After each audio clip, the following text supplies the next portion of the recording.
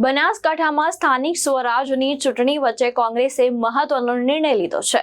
હવે કોંગ્રેસમાંથી ટિકિટ મેળવવા ઈચ્છુક ઉમેદવારોને બાહેંધરી પત્રક ભરવું ફરજિયાત બનાવવામાં આવ્યું છે।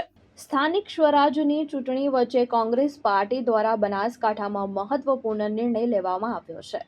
હવે કોંગ્રેસમાંથી ટિકિટ માંગતા ઉમેદવારોને સેન્સ ફોર્મ સાથે બાહેંધરી પત્રક પણ ભરવું પડશે।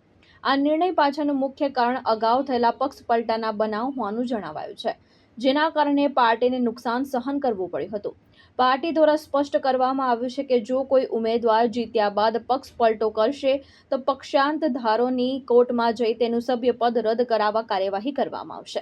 આ અંગે સેનજી દિલવાડિયાએ જણાવ્યું હતું કે પક્ષને વફાદાર ઉમેદવારોને જ ટિકિટ આપવામાં આવશે અને પક્ષ પલટાને રોકવા માટે આ નિયમ અમલમાં મૂકવામાં આવ્યો છે। જીતુ સોલંકી, દ્રષ્ટિકોણ ન્યૂઝ, બનાસકાંઠા।